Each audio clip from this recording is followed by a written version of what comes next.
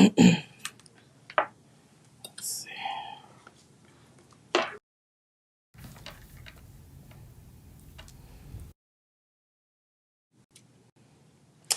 he wanted me to, can you write down his, just in case he doesn't come in the room, his email address, and I can do an invite from the Oh, I computer. got his email address. Okay. Yeah. But he should come in. Okay.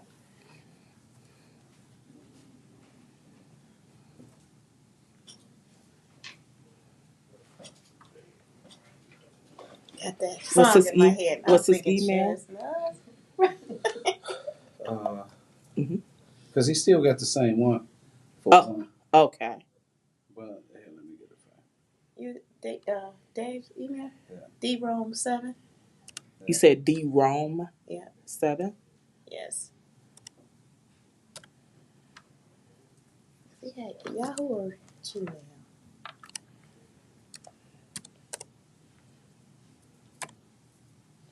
It's DEROME7 at Yahoo. Okay.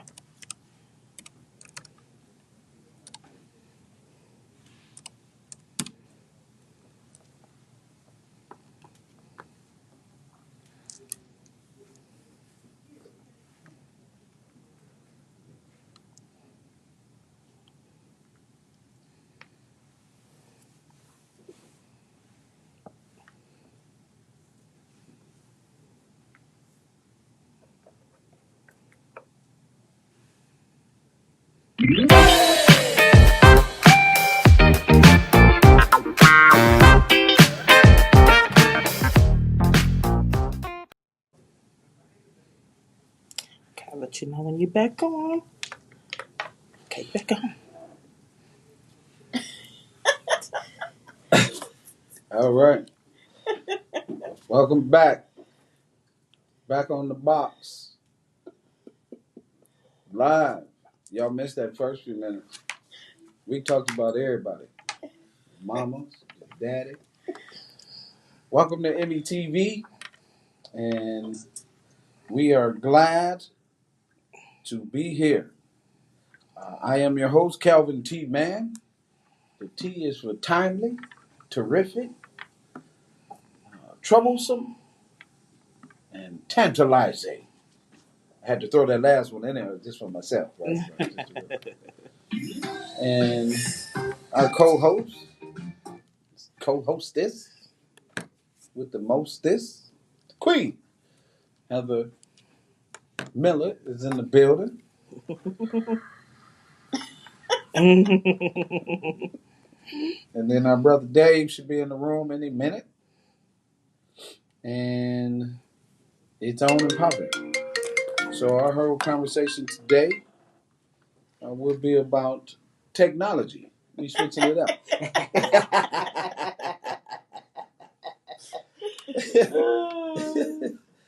We switching it up to technology globals, right?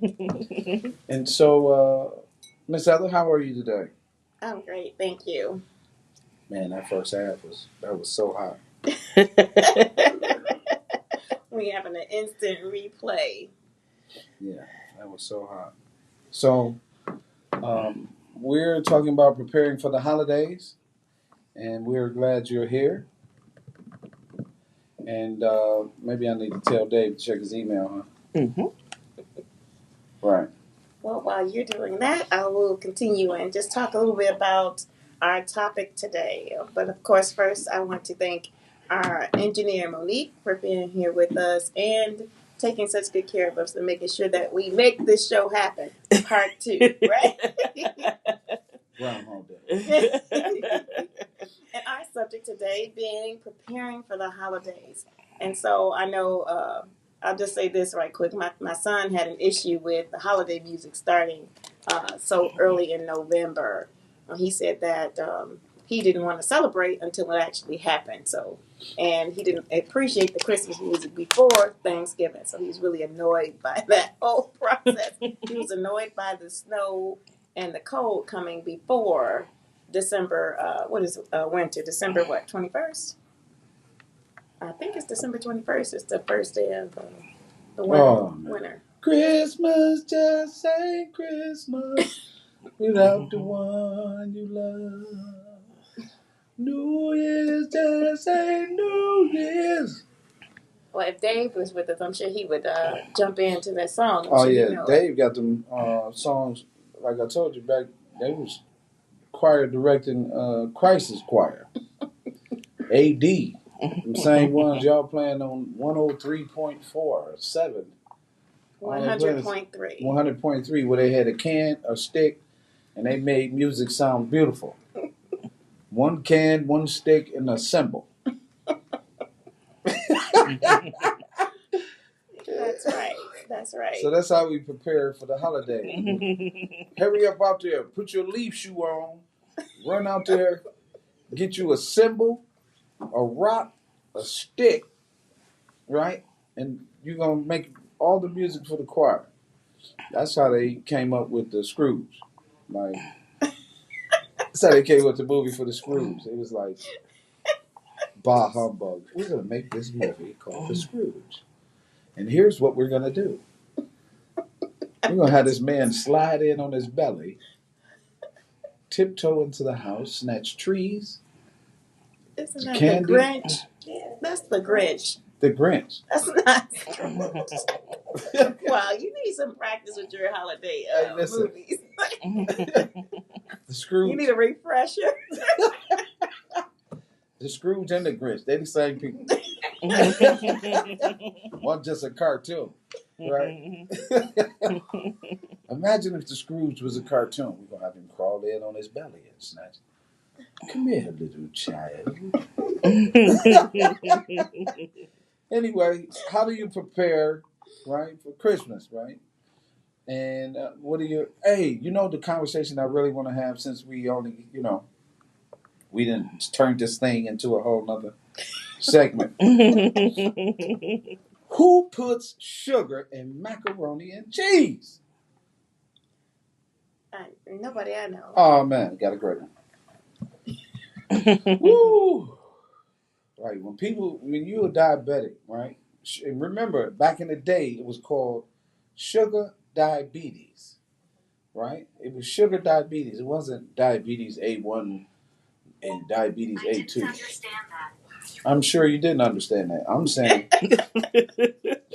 they called it sugar diabetes, right?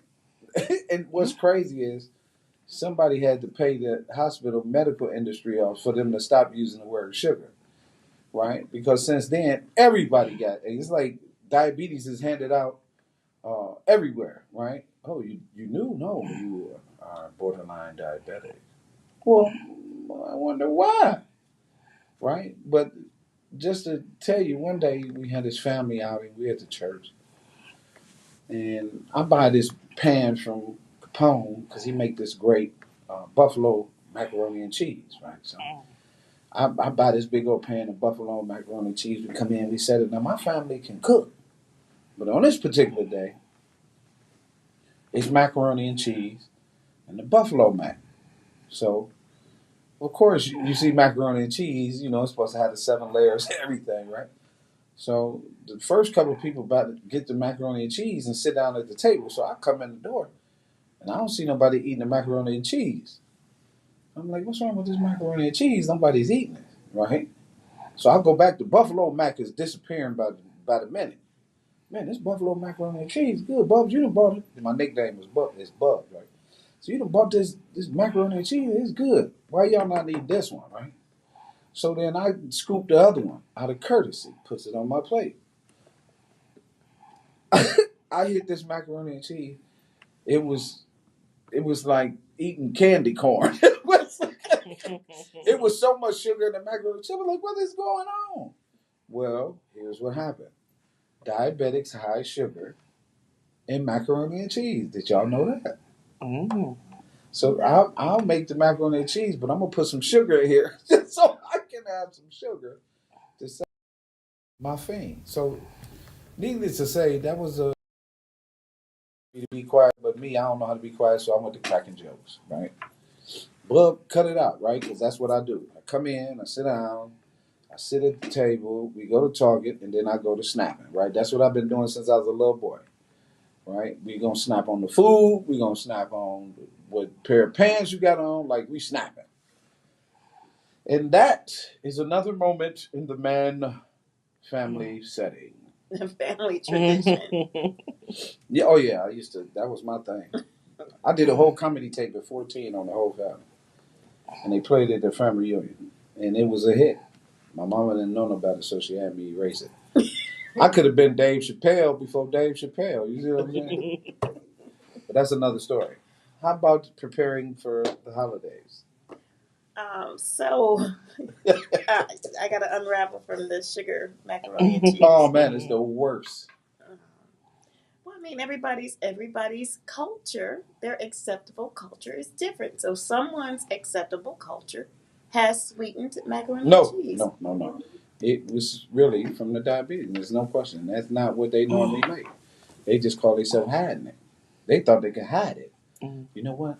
I can't have no sugar, so I'm gonna put it over here. I'm gonna tuck it in the macaroni and cheese, and ain't nobody gonna notice. Well, yeah, everybody noticed.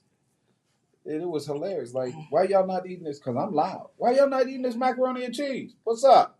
And we're going to go ahead and hope that your family skips this episode, okay? So, thank you, Calvin, for that and embedding that in my brain now. So, preparing for the holidays.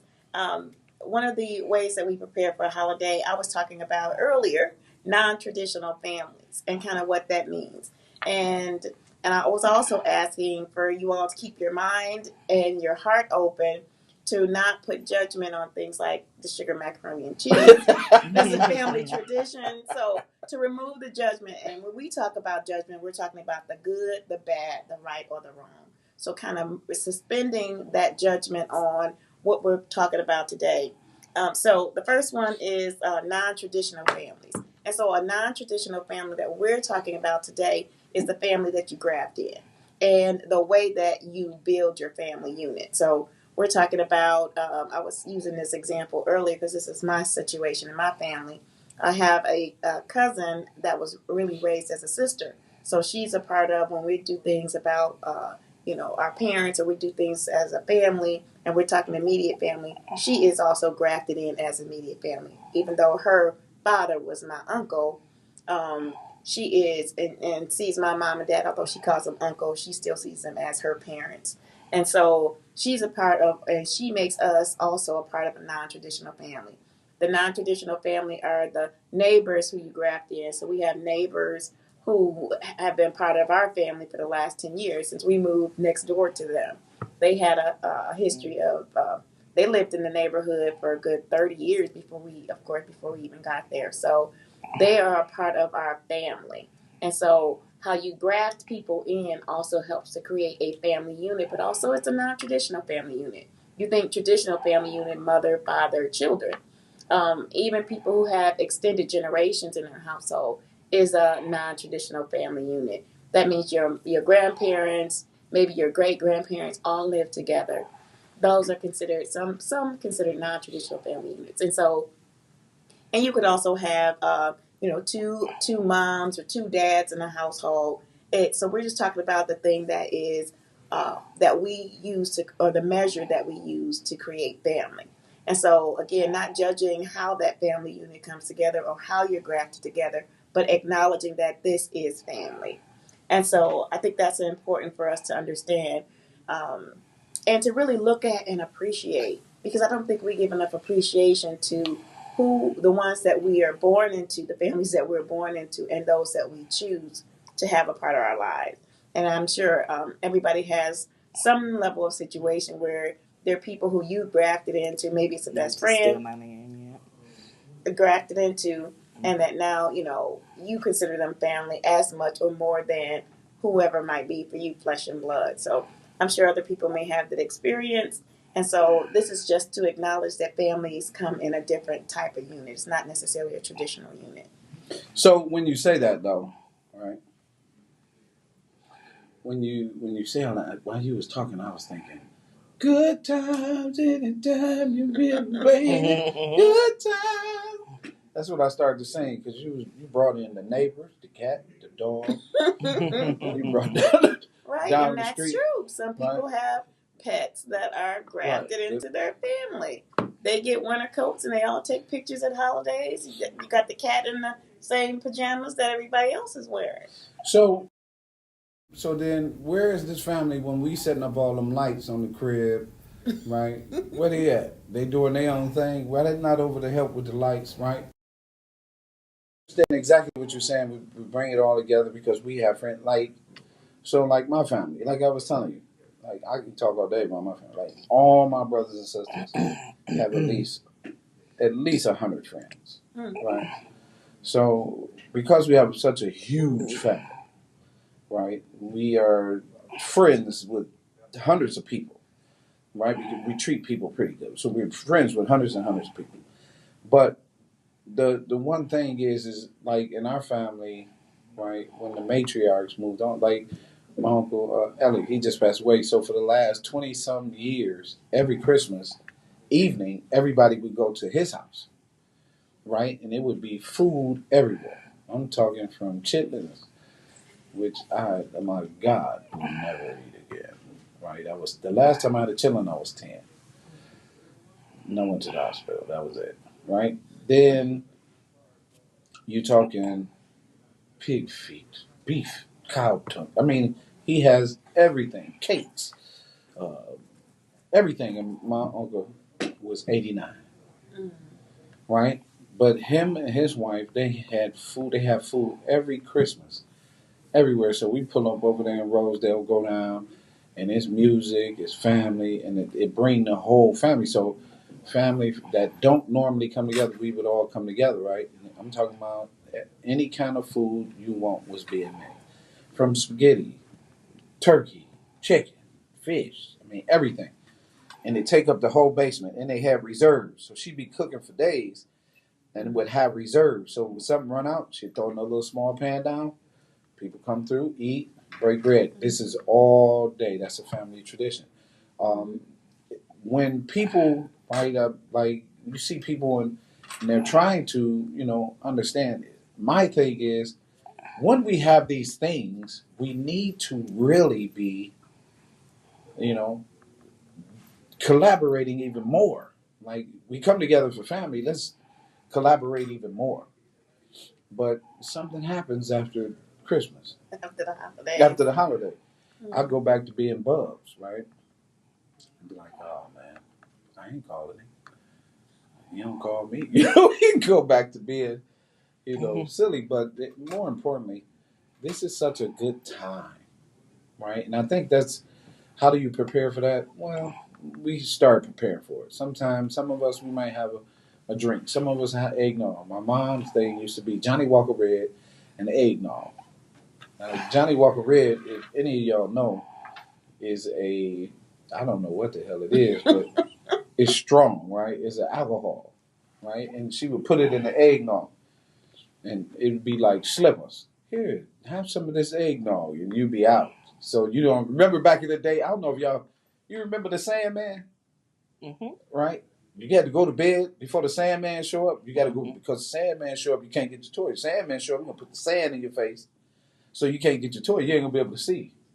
Never heard of the Oh Sandman. yeah. We had the Sandman. Never heard of Sandman. We had the Sandman. That's how we had to go to bed for Christmas. You don't want the Sandman to show up, and put the sand in your face.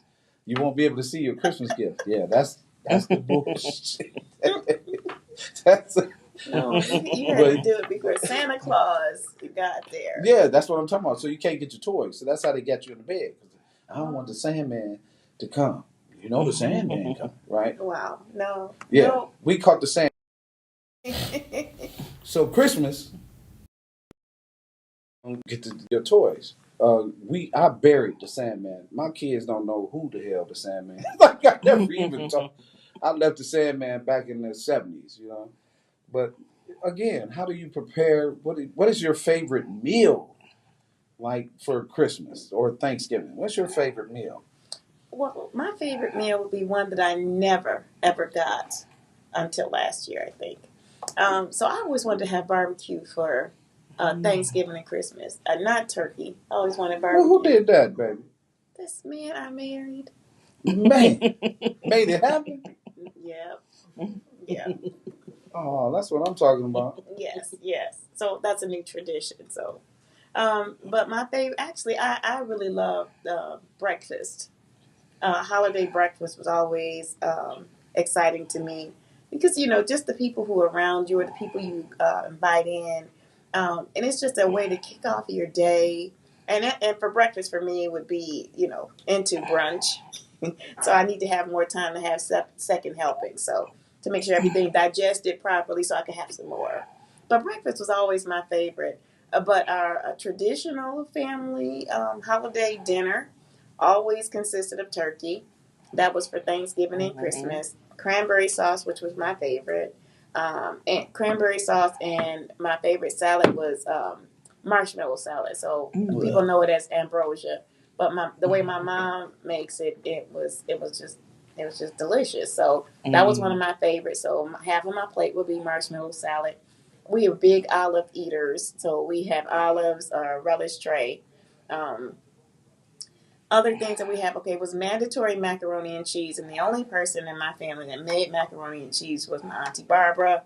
She's known for it, and it's every holiday that she's making macaroni and cheese, and she probably spends 2 days before making macaroni and cheese. But as part of our matriarchs, they had to pass down some of those recipes. So my auntie Brenda makes it's a walnut, and um, pineapple cake.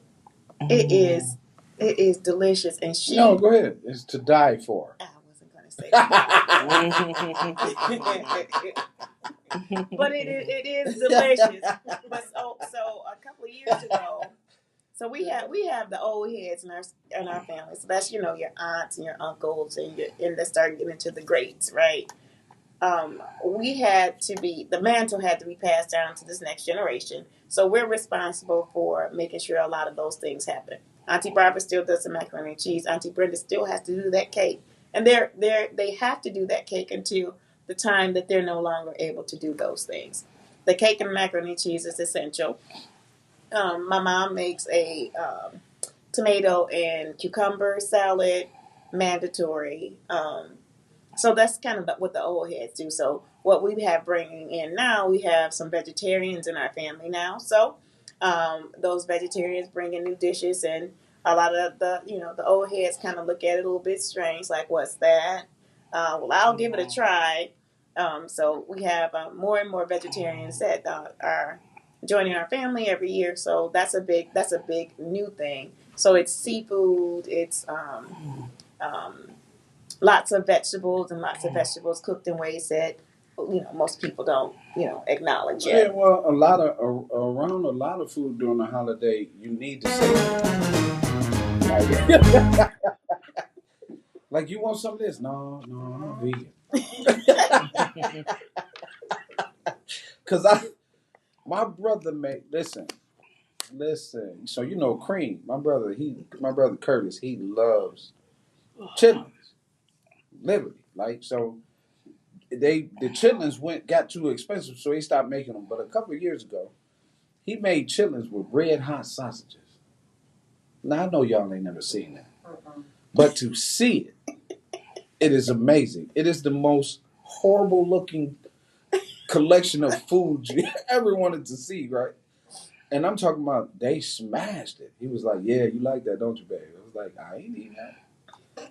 But they had red hot sausages in with the chitlins, and I'm telling you, oh yeah, and that was it.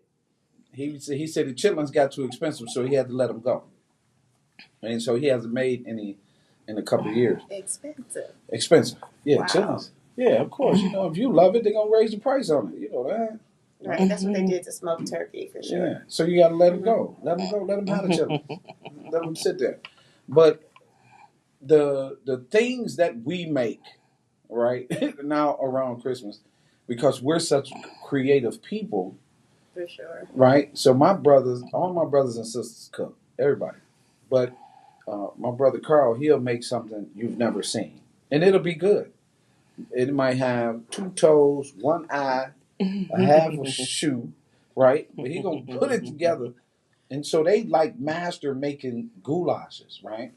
where you call ambrosia. I haven't had any of that since I was probably 12, Wow. 13, right?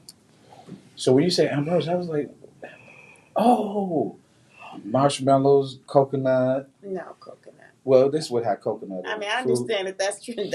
That's what it looks like traditionally, but no, we didn't do coconut. right? And with the right with the marshmallows or whatever. No, I didn't really like that either. And I think the thing I tried to stick to the basics. Um, I so forgot dressing. Dressing is essential too. dressing, so you make a good dressing. You make a good dressing. Thank you. I think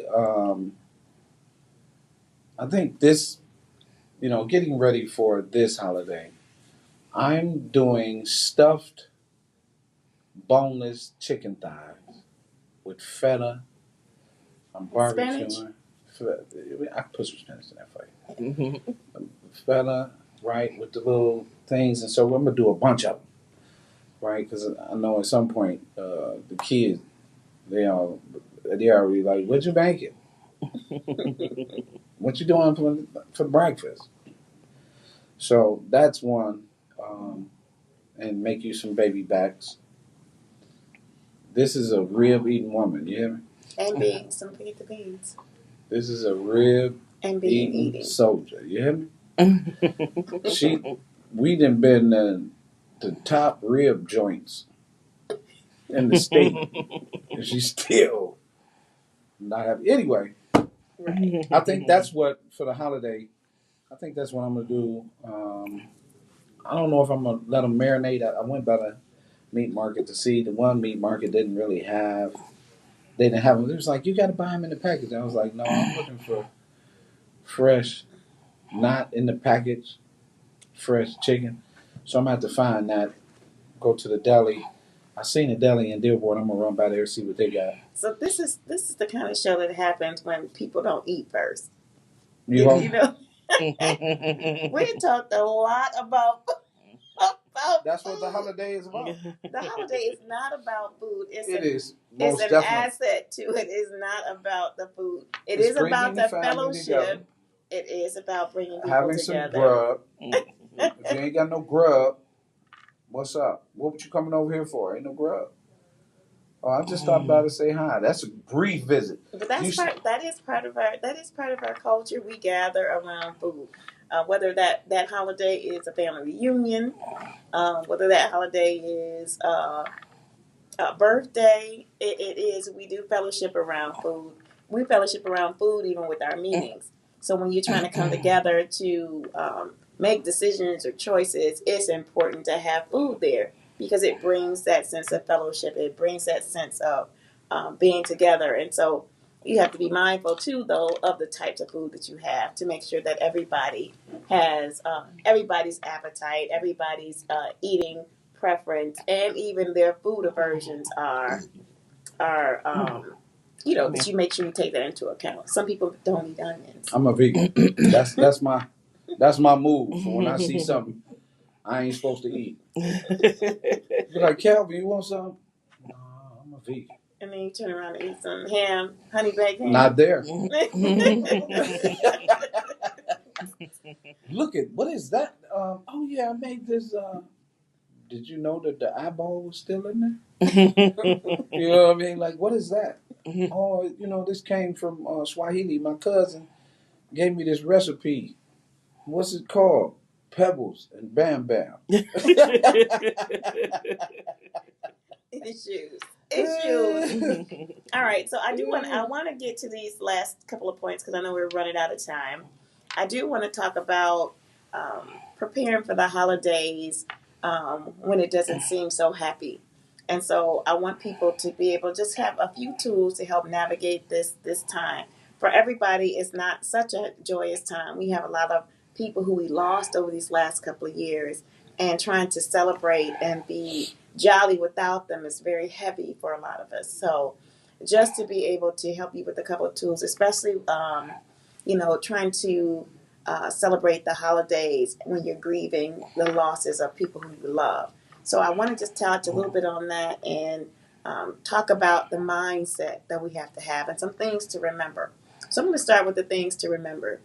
We have memories to help us to be able to navigate the next step, the next level, the next iteration of life.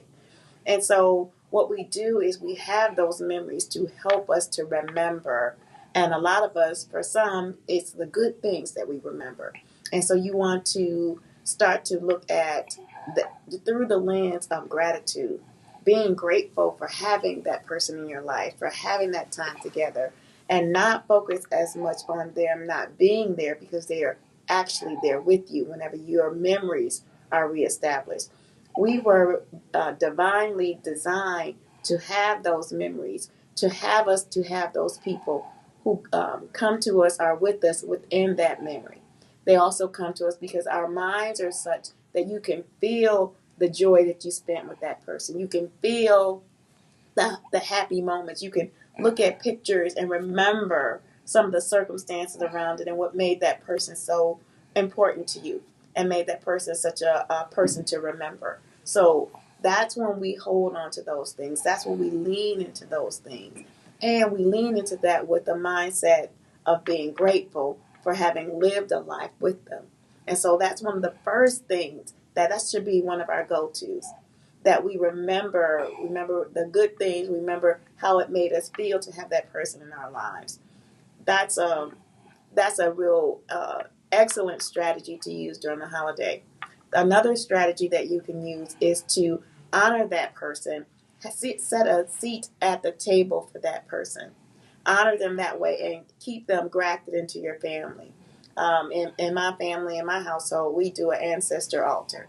And so we put people on that altar who have made their transitions and people who we also want to remember and allow them to know that we remember them. We also set a plate aside for them during the holiday to make sure that we acknowledge their presence then too. So I would encourage you to do much of the same. If it's, I don't want to say if it's too painful, but one of the ways to help you get through the pain is to set that seat at the table or set that plate at the table, or just acknowledge. That might be the time when you look at pictures. That might be the time when now you create those feelings that you have with the people around you. So that's a second strategy. The third strategy is that I want you to be mindful again and be grateful for what you have, whatever you have and whoever you have in this moment, to stay present. And sometimes when we think about those things, it takes us back into the past and we're physically turning our heads around and looking in the past. When you're loving somebody from where they are, you're looking in front of you and you're looking in your periphery so that you remember them that way and you remember what's coming. What memories are there to come? Who are the people who you can pour that love over and into that are a part of your life right now? So the third strategy I would encourage you to take is to stay present, stay in the present. Who is around you that you can extend that love, that wisdom, or that joy that you had with that person? Who can you give that to? How can you now internalize what they were to you and become that part of that person? So stay in the present and enjoy the moments that you have right now, because somebody is celebrating you. Somebody is loving you, and you are inspiring somebody too with your journey. So make sure that you want to be that part of the joy that that person put into your life. You want to now participate in that and give that to someone forward. So again, stay present, stay present. And then the last thing I want to talk about, the last thing I want to talk about is looking through the holiday season. So doing a bit of forecasting. So what you want to see happen, let's say if Thanksgiving is the holiday that you celebrate, then what are you looking forward to in Thanksgiving? What things are important to you to make sure that they happen? And then you forecast after that, and you celebrate all the December babies in your life. Make sure you're celebrating both the Sagittarius and the Capricorns, but mostly the Capricorns, whose birthdays are after the holiday and before the new year. Make sure you celebrate all of them. Call them, send them a card, send out holiday cards if you have a chance to. just do something different as well. Do something different this year that you didn't do the year before. And as you move through the holiday season, you move through Christmas, you move through Kwanzaa, you move into New Year's. As you look at the new year, and we're going to have a show before then, so we're going to talk about some real key ways to prepare for the new year. But when you get to that moment, pause so that you can reflect on what 2022 was for you, and then pause and reflect on what you want in 2023. What do you want to see different in your life? What do you want to see different in your community? What do you want to see different in your family? And start the journey of making that happen. Taking small steps, learning new information, reading more books than you take in social media. Read more than you're consuming with somebody else's impressions, because we have to be careful of what we take in visually, and we have to be careful of what we hear, because we want to make sure that we are being influenced by things that are positive. And it says think on these things, right? Whatever things are pure, whatever things are good, whatever things are beautiful, think on those types of things, especially when you're forecasting what you want to see in your life. Speak only of those things that you want, not the things that you don't want. Speak on what you want. Think first on what you want to have, and then speak on it, and then take the action towards that thing. What she said. So, just to, just to be close to you, girl, for a month. So this week is my 3rd year anniversary to this wonderful woman. Oh. We have had 3 years of growth, laughter, silliness, lots of barbecue. It's been a lot of barbecue. She's been as I said, she's the barbecue queen. Barbecue queen. Everything is a song. This is one of the things I asked for. I did ask for a husband that would sing. Yeah. And I gotta say that this has not been tough. It has most definitely been fun, and to get to this point, um, I don't know about a lot of people, but growing with someone who can accept the best of you and some of the worst of you, and I have to give myself a pat on the back because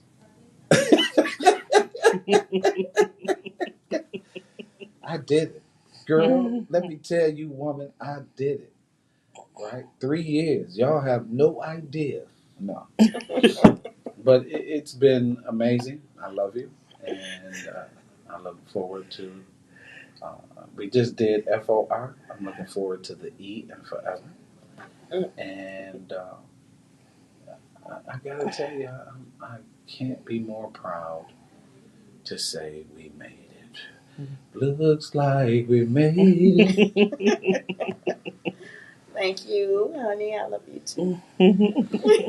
And so, with that being said, one of the things, tell everybody where they can get you at, Miss Rose.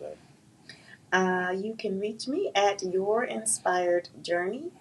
YourInspiredJourney.com is the website. You can reach me by phone at 313-759-7855. If you want to set up a session, you want to reserve a girls' night, you want to do some workshops, you want to take those steps for 2023, absolutely reach out. Let's do it.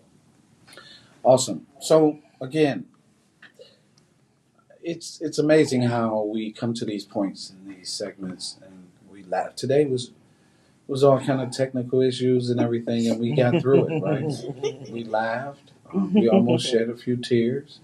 We couldn't get Dave on, but I'm sure we'll get that together.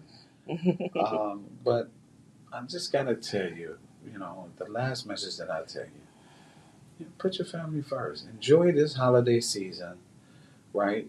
Let's not argue. Let's not pick up the news or cut on the TV and cousin was shot over a chicken leg, or cousin was. I know. Let's Sad. let's let's have a beautiful Thanksgiving where it's nothing but love and understanding for one another, and especially family. I think we need to use our words to unite, not separate. And with that being said, my name is Calvin Mann. God bless you and encourage me. I'm young. Peace. My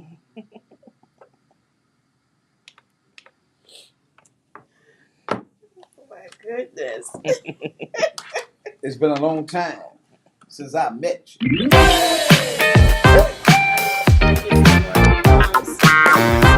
Yes.